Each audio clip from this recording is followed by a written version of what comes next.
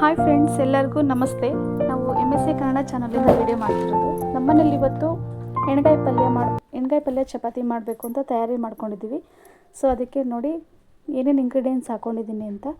ಸ್ವಲ್ಪ ಕಾಯಿನ ಪೀಸ್ ಮಾಡ್ಕೊಂಡಿದ್ದೆ, ಅದನ್ನು ತರಿಯಾಗಿ ಮಿಕ್ಸಿ ಮಾಡ್ಕೊಂಡಿದ್ದೀನಿ. ಕೊತ್ತಂಬರಿ ಸೊಪ್ಪು, ಈರುಳ್ಳಿ, ಒಂದು ಟೊಮೊಟೊ ಮತ್ತು ಸ್ವಲ್ಪ ಬೆಳ್ಳುಳ್ಳಿ, ಖಾರದ ಪುಡಿ, ಸಾಂಬಾರು ಪುಡಿ ಮತ್ತು ಹುರಿದಿಟ್ಕೊಂಡಿರುವಂಥ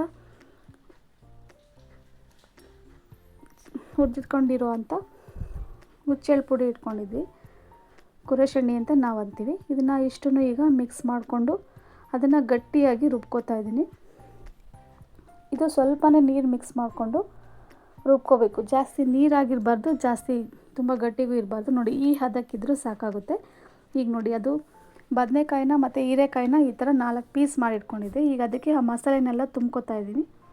ಸೊ ಅದನ್ನೆಲ್ಲ ಮಸಾಲೆ ಎಲ್ಲ ತುಂಬ್ಕೊಂಡಾಗಿ ರೆಡಿ ಆದ್ರ ಮೇಲೆ ಒಂದು ಪಾತ್ರೆ ಇಟ್ಕೊಂಡು ಒಂದು ಪಾತ್ರೆಗೆ ಎಣ್ಣೆ ಬಿಸಿ ಮಾಡಿ ಇಟ್ಕೋಬೇಕು. ಸೊ ಬಿಸಿ ಮಾಡಿ ಇಟ್ಕೊಂಡು ಆ ಈರುಳ್ಳಿ ಹೆಚ್ಕೊಂಡಿರೋವಂಥ ಒಂದು 5-6 ಈರುಳ್ಳಿ ಹೆಚ್ಕೊಂಡಿದ್ದೆ, ಅದನ್ನು ಹಾಗೆ ಹಾಕಿಟ್ಕೋಬೇಕು. ಫ್ರೈ ಮಾಡೋದೇನು ಬೇಡ. ಮತ್ತು ಈ ಮಿಕ್ಸ್ ಮಾಡ್ಕೊಂಡಿರೋ ಈ ಮಸಾಲೆ ಜೊತೆ ತರಕಾರಿ ಅದಕ್ಕೆ ಹಾಕಿ ಗ್ಯಾಸ್ನ ಆನ್ ಮಾಡಿ ಇದನ್ನು ಚೆನ್ನಾಗಿ ಬೇಯಕ್ಕೆ ಇಡಬೇಕು. ಸೊ ನೋಡಿ, ಅದು ಚೆನ್ನಾಗಿ ಕುದಿ ಬಂದು ಗಟ್ಟಿಯಾಗುತ್ತೆ ಪಲ್ಯ. ತುಂಬಾ ಚೆನ್ನಾಗಿ, ತುಂಬಾ ರುಚಿಕರವಾಗಿರುತ್ತೆ, ಬೇಗನೂ ಕೂಡ ಆಗುತ್ತೆ. ಸೊ ನೀವು ಕೂಡ ಈ ರೆಸಿಪಿನ ಮನೇಲಿ ಮಾಡ್ಕೊಳ್ಳಿ, ಟ್ರೈ ಮಾಡಿ. ತುಂಬ ಟೇಸ್ಟಿಯಾಗಿ ಬರುತ್ತೆ. Thank you so much.